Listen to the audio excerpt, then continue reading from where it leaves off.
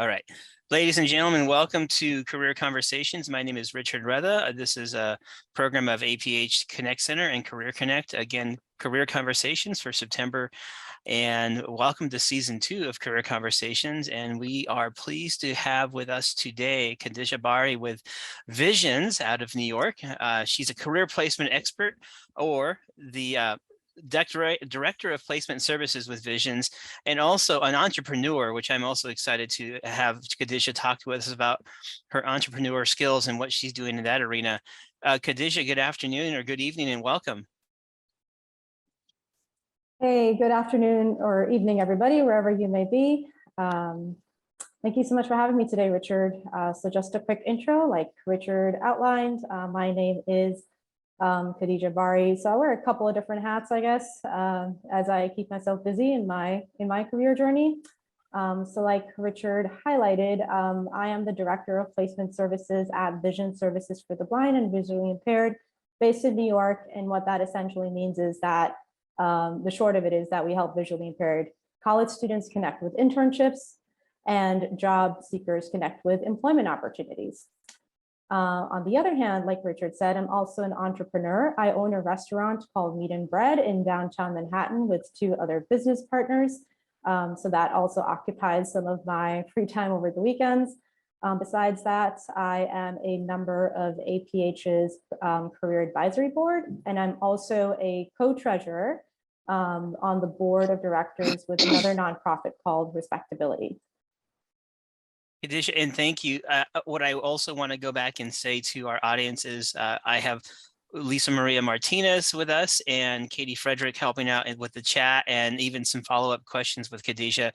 We like doing this as a team to really just engage and interact and have a conversation. That's why we call it Career Conversations.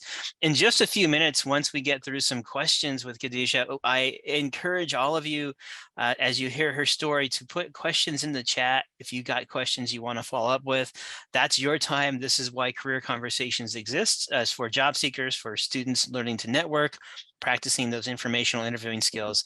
Again, you can put those in the chat or simply raise your hand and we can acknowledge you. This tends to flow once we get started.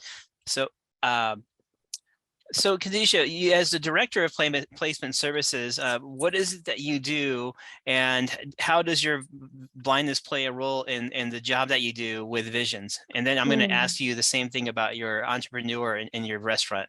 Sure, absolutely. So as part of the job placement services that we provide, so we work with, of course, like I mentioned, college students of different majors across New York State, as well as some parts of New Jersey and Connecticut. And then also we assist job seekers in New York and in New Jersey connect with employment opportunities. The job seekers that we serve could be of any educational and experience level, everything from not even having a high school diploma to having a law degree. So it keeps every day very interesting in terms of the types of positions that we look for. So that's half of our work is serving our participants. The other half is connecting with businesses. So connecting with businesses to make them aware of the importance of disability inclusion in the workforce, to highlight the benefits of having a diverse workforce.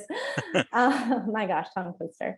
And also telling them how we pre-screen our candidates, we vet them, we help them prepare for interviews and their job applications, resumes, cover letters, all that good stuff. And we feel that they're qualified for the role, and if they could be so kind as to just provide an interviewing opportunity and let them shine. And let's talk about, am I correct? Is it Meat and Bread? Meat and Bread. Mm-hmm. Meat and Bread, and a restaurant, an entrepreneur. Yeah. That's freaking awesome. So how did you get into that, and what role do you play? And you have a partner, and just let's hear more about that. Sure. So Visions I've been doing for 6 years. Meat and Bread, we actually started business in January 2021. So very much during the pandemic when things were shutting down. Let's see, essentially the way the opportunity came about was my business partners are actually also my husband and my brother-in-law. So when they were younger, it was more inspired by them. Their dad owned an Indian restaurant in Midtown Manhattan. So during their childhood, they were kind of exposed to that hospitality restaurant industry. However, as you move on, you grow up, you have families, you move on in your careers. My husband went on the tech side, and then my brother-in-law sort of stayed in hospitality, but more in hotel management. When COVID hit, being the nature of the job market at the time, unfortunately, my husband, he was at a startup, and they had to make some tough business decisions. Similarly, my brother-in-law was in hotel management. They also had to make some tough business decisions regarding their staff. I was lucky enough to be able to maintain my employment at the nonprofit that I was working. Having said that, when you have some free time, and the employment search process is very difficult during a pandemic with lack of opportunities, as we all experienced. Honestly, the two brothers, they were talking about owning a restaurant and a business. I would say, at least I was hearing it for over 5 years, and they were talking about it before that even. So I think when the opportunity came up, we were thinking of, it was a very basic concept in terms of sticking to purely a delivery and pickup system, given that there was no indoor dining at the time in New York City. And when we started exploring different sites, and I think that's another thing that was a real wake-up call for us, we were not exploring neighborhoods that we thought would be out of our budget and the initial investment pool that we had. So we weren't even visiting some neighborhoods, that being in Manhattan. If anybody has an idea of New York City and the 5 boroughs, we're Queens residents, and our restaurant currently is in Manhattan. So Manhattan, being the nature of what it is, we thought it'd be way too out of our price range to afford rent there. So we weren't even looking. So we were starting more Queens, Brooklyn, and then randomly, I guess after a matter of a couple of months, we started looking at sites in Manhattan. Found a beautiful one, actually, and the biggest cost for anyone who's thinking about opening a restaurant is generally kitchen equipment. Thankfully, that location had functioning equipment in terms of a fridge and all that. So the kitchen was in good condition. The location was beautiful, and it actually had room for some decent indoor dining, and it didn't need a lot of work. So we did make a few updates, but that's really, we were like, this is a great spot. Let's do some indoor dining. We've been talking about a restaurant. We have time. Why not just live that dream and start your own business? Yeah. Very cool, very interesting. I'll go back to that in a minute, but let's go back to your childhood, growing up with vision loss, and how did that influence kind of your profession that you're in now? I mean, you talked about what was it like growing up with vision loss in, was it Saudi Arabia, Malaysia, and Pakistan? Yeah, that's right. I think I also didn't answer part of your earlier question in terms of how blindness is playing a role in my current position. So at Visions, of course, me being a member of the community, I'm very passionate about giving back to the community, serving, watching fellow visually impaired individuals achieve financial independence, success in their careers. And I think that's what gets me out of bed every day and makes me excited about my job. Similarly, at the restaurant, the way my vision loss is playing a role is that it allows myself and my business partners to think of a more inclusive dining experience.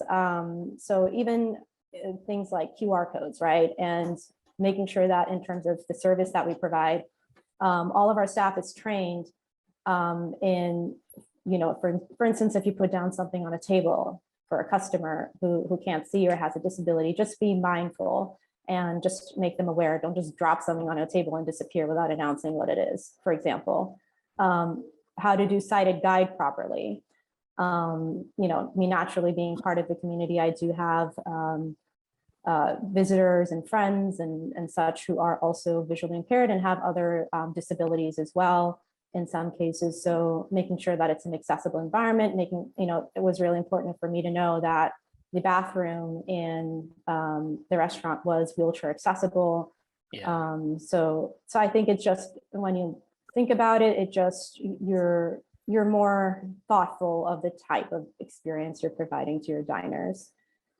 And then to answer your latest question, It's regarding the childhood. So yeah, I did. I'm an immigrant to the U.S. I came to the U.S. at the age of 22. So I did acquire my bachelor's degree in Pakistan. I did a double major in economics and finance, and I actually did not know about my official diagnosis of my legal blindness till I arrived in the U.S. and there was a relative who said, "Oh, there's services for visually impaired people in New York. Maybe you should look into it." So that's how I got connected with services, going to the right doctors. I guess I always knew that I was visually impaired, of course. I don't see like everybody else. Having said that, the official diagnosis was not there. So the way it played a role was till high school, you know, my mom was helping me advocate, and then when I joined college, myself, I became my biggest advocate in explaining to my professors each and every single semester about I can't see, and explaining my glasses don't help. And I think that's some conversations that even individuals have here. But I had no idea about accommodations. There's no such thing as an ADA back there. And you kind of just had to step up and speak up. And I understood that there's a certain font size that works for me, and just try to work with that. I told him I need a few minutes extra compared to other students. If he can please stay back 15-20 minutes extra, that'd be really appreciated in the testing room. Yes. And that's all I went by. In terms of technology, my parents purchased a CCTV, which was ordered from the US. We had a family member, they didn't ship to Pakistan. So we had a family member who was visiting to Pakistan from the US. So we had it delivered at their home, and they were kind enough to bring it with them there. And that was the only piece of assistive technology I had seen till I came here. It carried me through high school and college, and I was very fortunate. And when I came here, man, did I learn a lot. Yeah.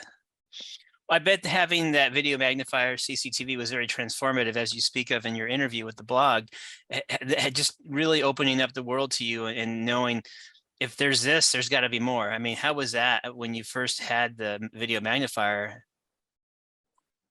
There's got to be more. Okay, perhaps this was my blissful ignorance, where maybe I should have done more research on technologies available on a computer, because honestly, like besides zooming in and struggling to do that, Sure. I had no idea. There's a thing called a screen reader, which is what I use now entirely. Yes. I was literally copying and pasting web pages upon web pages into Microsoft Word and enlarging the font size to absorb the information. My typing speed was quite dreadful. What is it called? Pecking? When you look at the keyboard, yes, and type with one finger. Right. That was the typer that I was. Again, a lot of, I would say, support. I was very lucky to have a supportive family where when my eyes got tired, you know, pulling all-nighters, I had a brother who was like 9 years younger than me. He was like in the 5th grade, and he was reading college freshman level stuff to me. Wow. Overnight. And then again, same with parents, they would take turns. And I was really lucky to have a supportive family, and they never stopped me from pursuing opportunities. And I think early on I was told that you will have to work twice as hard as everybody else. That's what it's going to take. Yeah. And in terms of childhood and education, I think I knew I was different from everybody. So I kind of took my academics as the area where I would excel and show everybody that, yeah, I'm different from you guys. I can't see the board. I can't see small print. I need additional time, but I can do it. So yeah. Let me ask you, and thank you. Let me ask you one more question, and I'll see if Lisa Maria and Katie have questions before we put questions in the chat. For those who are joining, again, welcome to Career Conversations. This is your opportunity to ask our guest, Khadija Bari, questions about her entrepreneurial passions and working at Visions as Director of Placement Services. You live and work in New York. You travel to New York City, Manhattan, the restaurant. you've got to have some mad travel skills. Talk to us about gaining those independence and traveling as a blind woman in New York. Yeah, so I guess part of my job at Visions, I learned after I accepted the position was quite a bit of travel was involved. And because with COVID, sure, much has become virtual, but prior to COVID, everything was in person, networking events, going to company offices, making presentations, talking about the services Visions provide, sort of the things I mentioned earlier. And getting around, I use a combination of public transportation, and I'm also signed up with the local paratransit services. So in a situation where a subway or a bus can get me there, I do prefer that. I do feel much more in control of, as some people may have some paratransit experiences.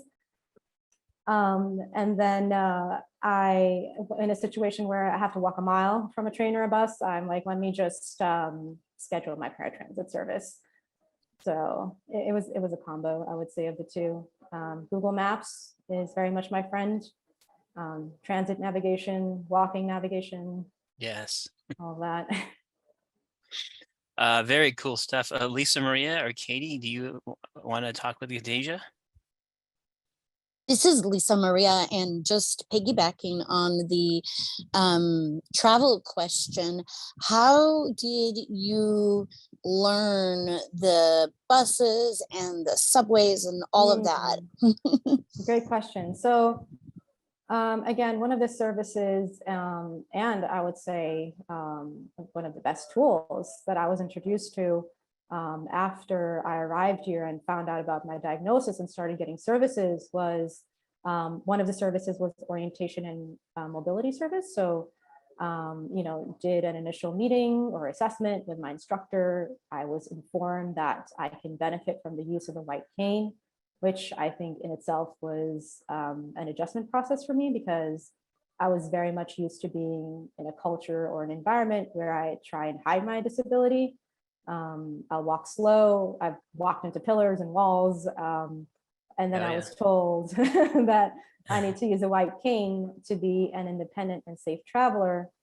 So, my instructor laid it out. And of course, with, I think, family also being concerned, my instructor laid it out actually quite plainly. So, Khadija, you have two choices. You're going to grad school here. You're going to internships, you're keeping busy.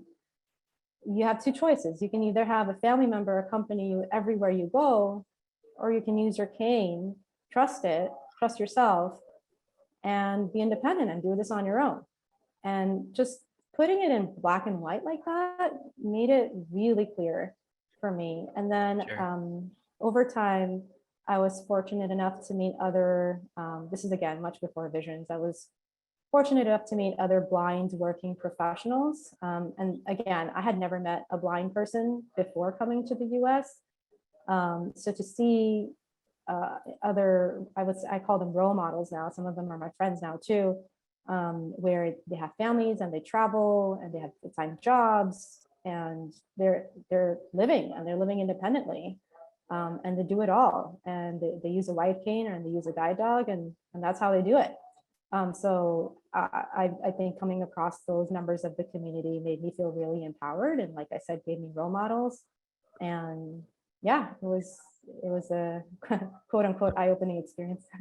You have quite an impressive bio. You do things with respectability. You're in a speakers bureau. I mean, what advice do you have to your younger self or to people who are participating, who are struggling to kind of get their feet and get their sea legs and start their career, start their job search?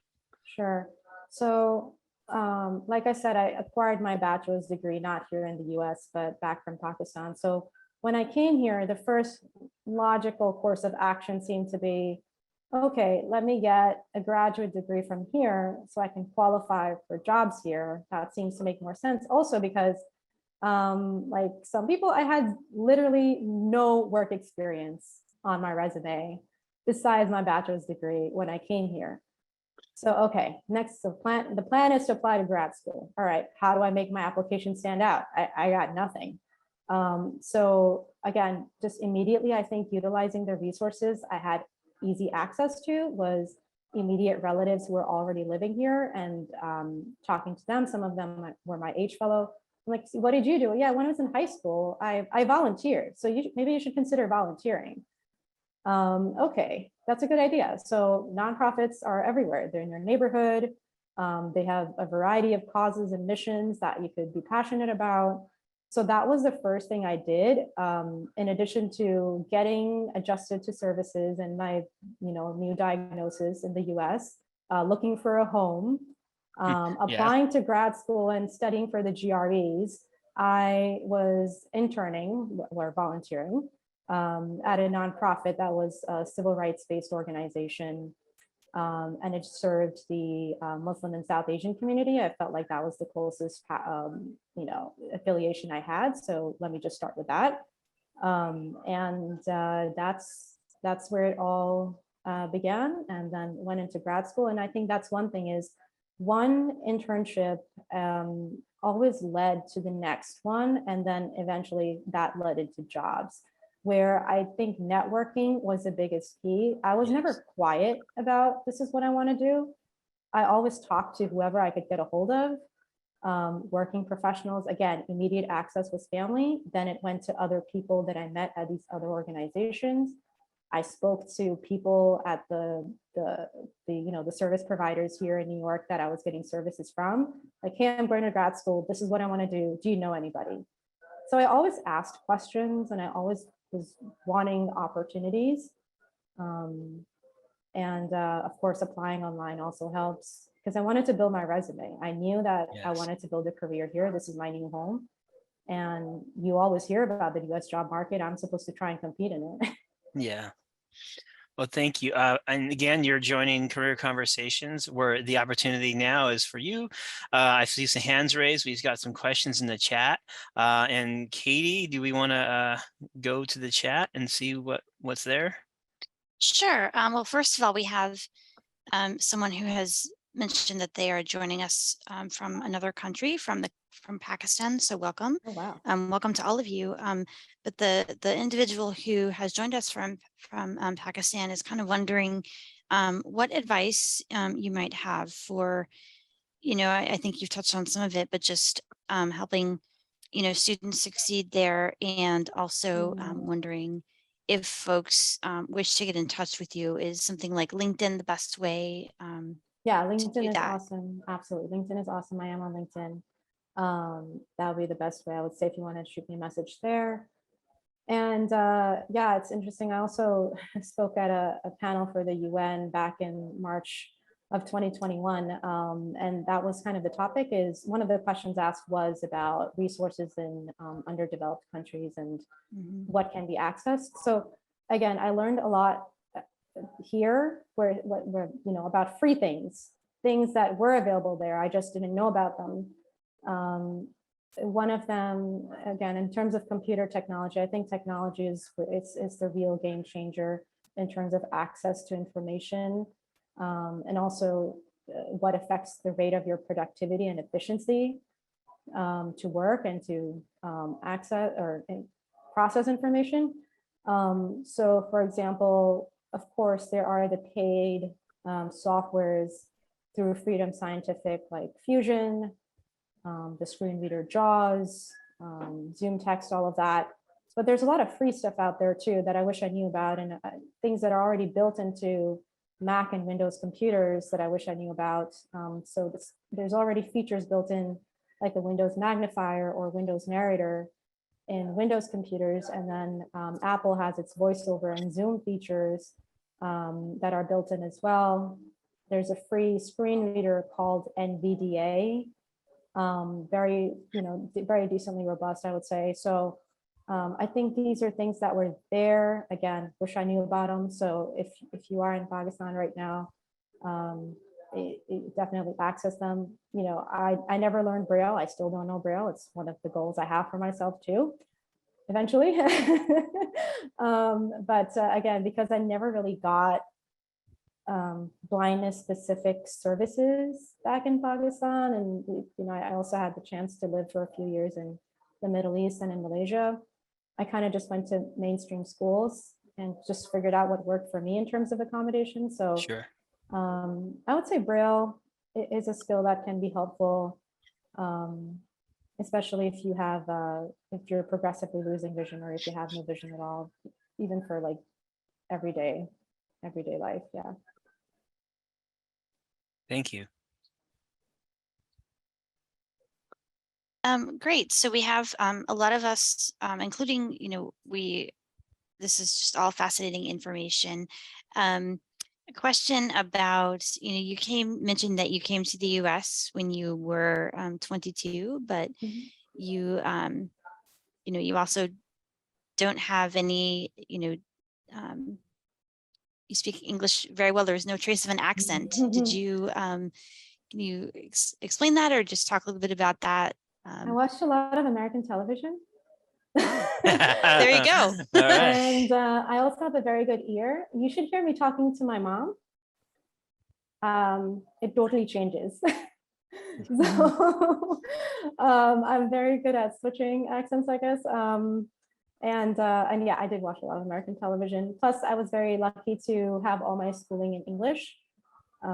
So I didn't necessarily attend the American system. We actually had the British education system back where I was. So what you guys call high school here, we called it O levels and A levels.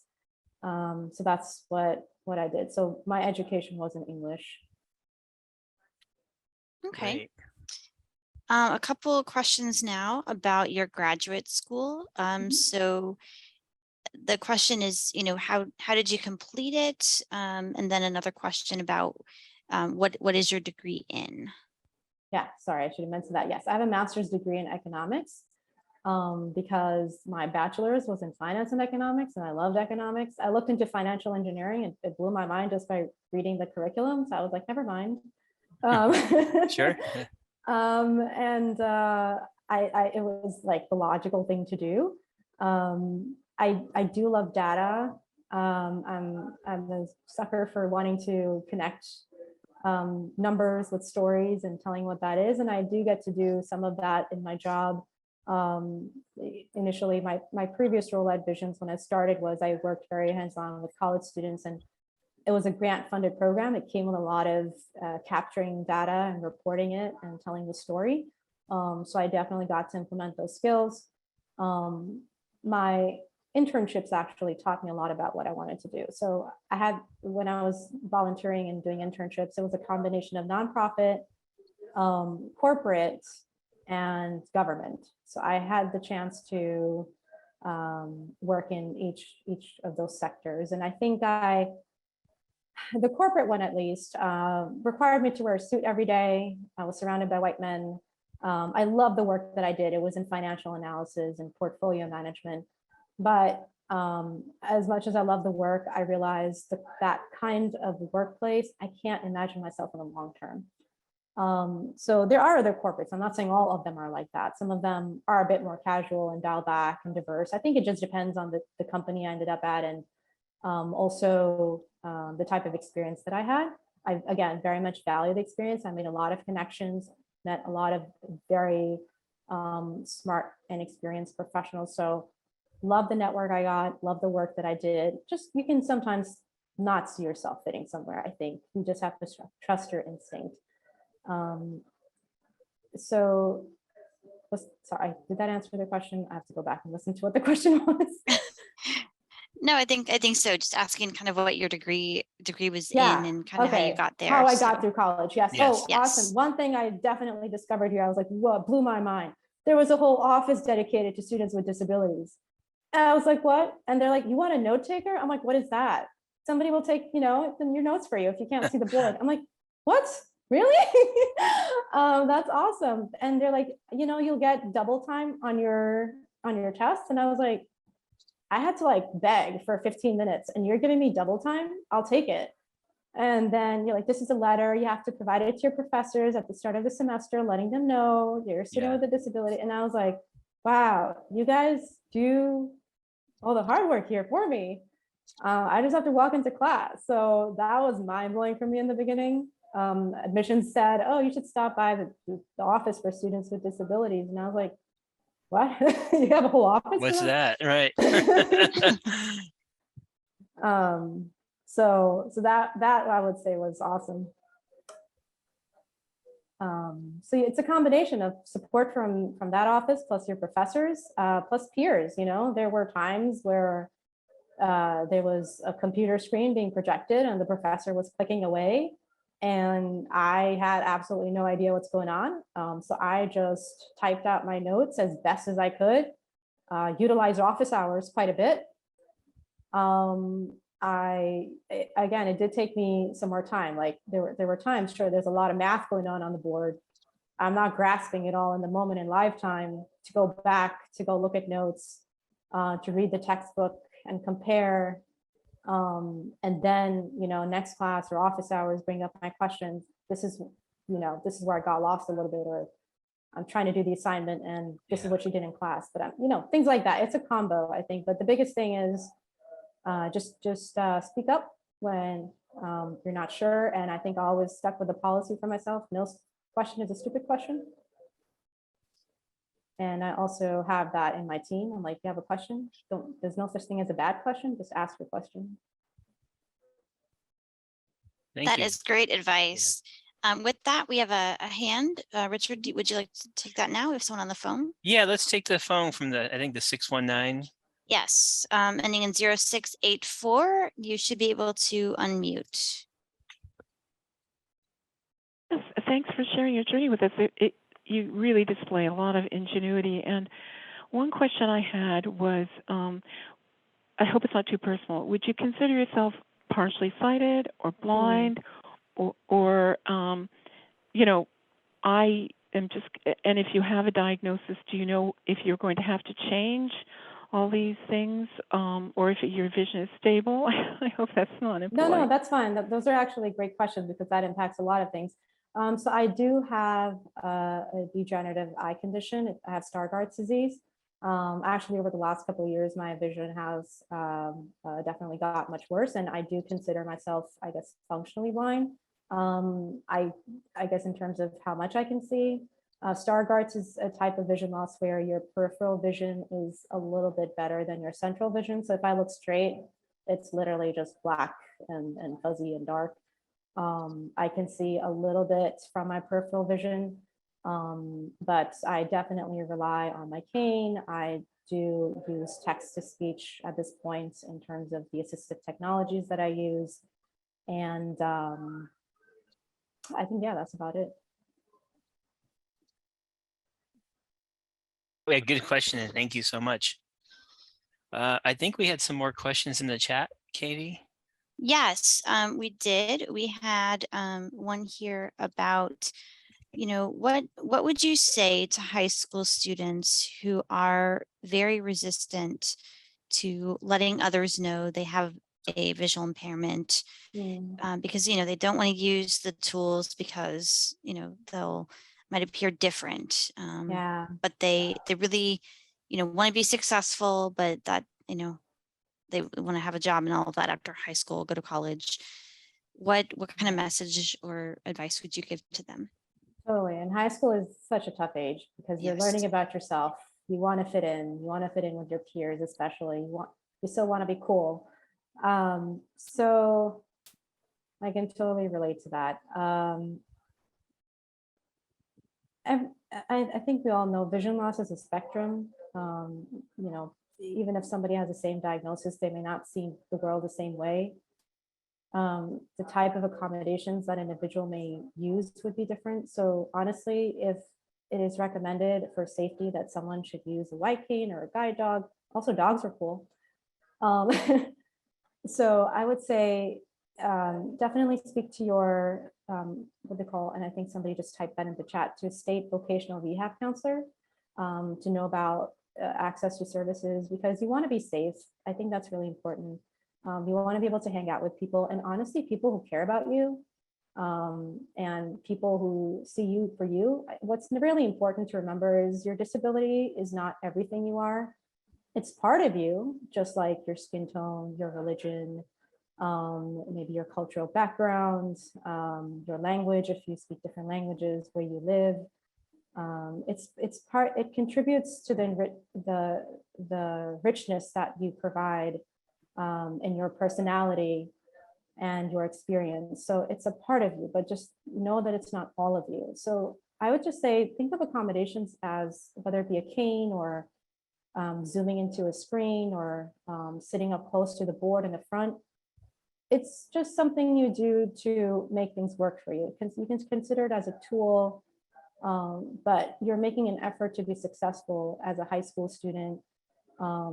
It's probably not good to stand out, but I would say good to stand out in a positive way, that you are owning it.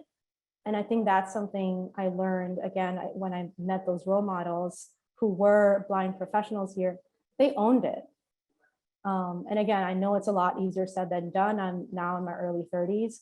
As a high school student, to own it, I think it was a little bit harder, but it was not a secret either. Like, all of my friends knew I was different. All of my friends knew that Khadija needs extra time, and maybe sometimes when Khadija can't see the textbook, we have to sit next to her and read it to her. So that's what my classmates were like and what my friends were like. And like I said, for me, my academics were a point of excelling. So if I just sat back completely and didn't ask for help at all and just wanted to not be known, I don't know. I would have been, I think, a different person. So I think I would just say own it. It's just, think of those accommodations as tools, and your disability is not all of you. It's one part of you, but there's a lot of other parts of you. Thank you, Khadija. That's awesome. And we have a couple of questions about in the chat. You did mention the State Vocational Rehabilitation Agency, and we have someone asking who works for one, what advice, kind of along the lines of high school students, but what advice would you give to those looking for work who have blindness or low vision? Yeah, that's a very broad question, because I think, again, in terms of experience and where a person is coming from, there's so many factors associated to it. But what I say, if the question can be just a bit more specified, in terms of interviewing, in terms of applying, in terms of networking, in terms of disclosing to employers, like, it's a very broad topic. And I think it's the same advice that I would give to a high schooler. Is same thing. Like I said, your accommodations are tools. It's a part of you. It's not all of you. And I think it also depends on the background of the individual, because, like I said, blindness is not the only factor. It could a lot of it could be linked to previous services received, the length of the diagnosis. Some people lose their vision later in life, in the middle of their career. Some people lose their vision in their childhood. So I think that affects overall perspective, and therefore the advice shared would vary.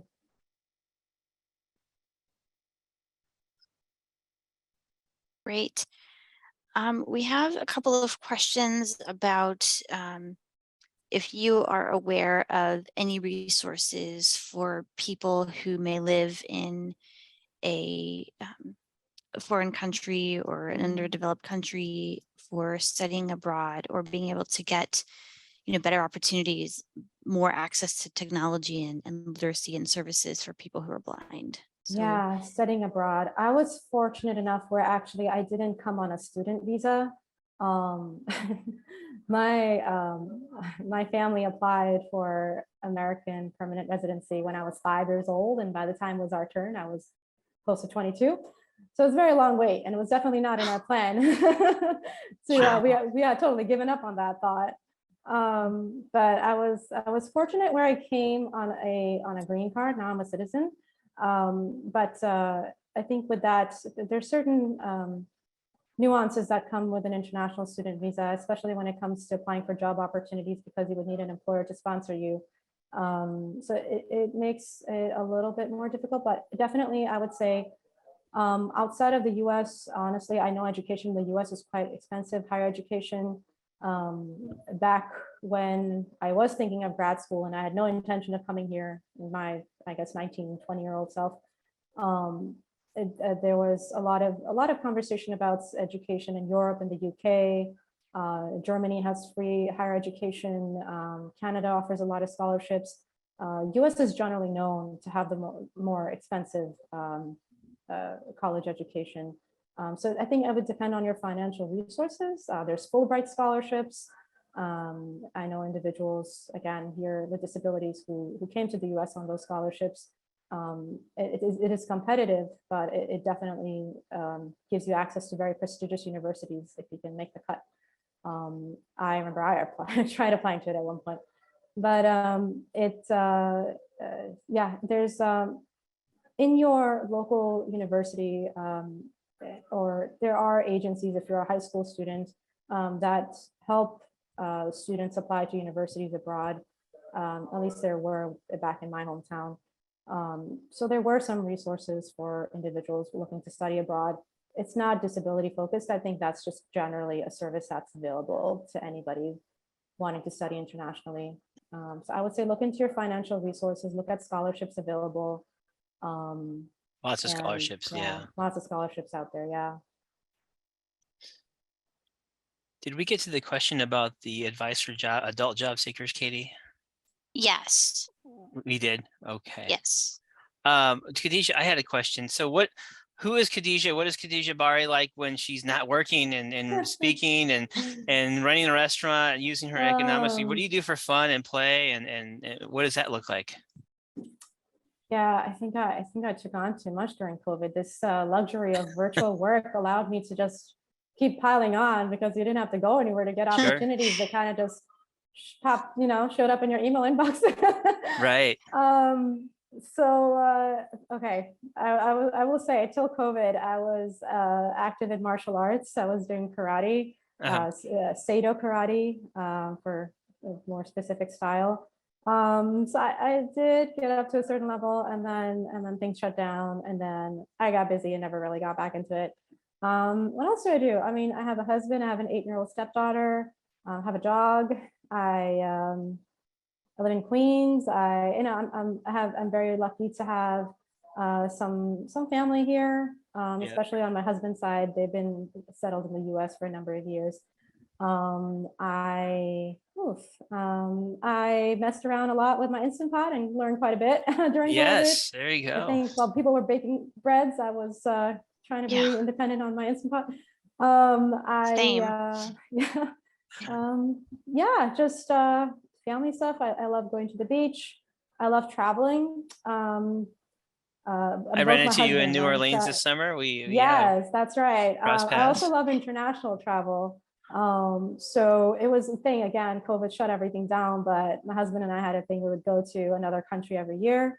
So we're picking that up this year. I'm going to Colombia in October for my birthday, so I'm excited. Oh, exciting. Awesome. So yeah, I'm a huge foodie, and I also own a restaurant, so it kind of works out. That's about it. I'm a pretty regular person. That's all right. Super exciting. Again, career conversations, we're coming towards the end, and if you've got a final question or two, go ahead and raise your hand or put them in the chat, and then we're going to wrap it up in about 5 minutes. But we have Khadija Bari with us, a career placement expert, visions of New York, entrepreneur, all around a pretty awesome person. And she's been helping us with the Career Connect Advisory Committee. And I see we have a raised hand, Katie. We do, and we also have I think it's the same question about some of the scholarships that you mentioned. Just wanting us to put those in chat. So I think you mentioned the Fulbright. Fulbright Scholarship. Yeah. Yeah. I'm not sure, because I know there are those offered here by NFB as well that are geared towards individuals that are blind. I don't know if they're offered to international students. Maybe Richard, if you have some background on that, but you can email us at ConnectCenter@aph.org, and we can help. That's one of the things we do at the Connect Center is help people with information and resources. So email ConnectCenter@aph.org, and we can certainly help find them. Did you hear Lisa's question there, Khadija? Do you see motherhood in your future? Well, already a stepmom, so I'm kind of halfway there. Yeah. But who knows? Yeah, let's see. It's There tough was to another say. Tough to say. question there I missed, Katie. Yes. Let me. Sorry. How do you get your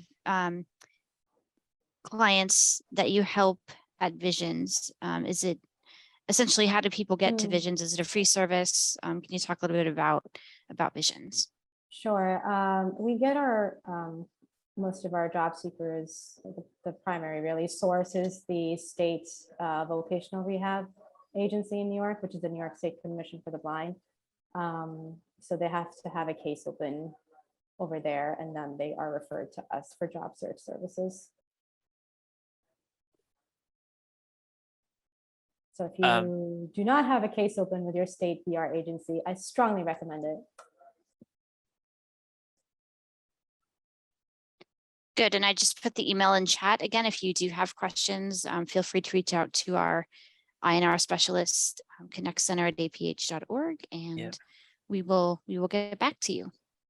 Again, another minute or two for questions. And Khadija, thank you so much for being a part of Career Conversations. Like all of our webinars, they will be archived and up on YouTube in about 2 weeks. If you want to reach out to Khadija, she's on LinkedIn. That's how we encourage folks to find and connect and message with our guests. I want to thank everybody for coming out to Career Conversations in October. We have Dana Lambert, who works with NASA, who is blind, and sharing her story. Career Conversations for October will be a little bit later because of other meetings we have in Louisville. So it'll be October 20th, followed by a lady who is a blind embalmer for November 3rd. And Khadija, thank you so much. Any final thoughts, words? Yeah, I did see one final question pass by in the chat, and I think this is just something I'm very personally passionate about because I was there one time too, about resources in underdeveloped countries. And again, I did mention it there earlier if you didn't catch it, but I think just knowing about what's available in terms of free technology, assistive technology already too. I think number one, technology can really change how you honestly your day-to-day functions, especially if you're a student or a worker. Windows real quick though, that's Windows Magnifier Narrator. You have your NVDA screen reader, and on Apple you have your Zoom and your VoiceOver.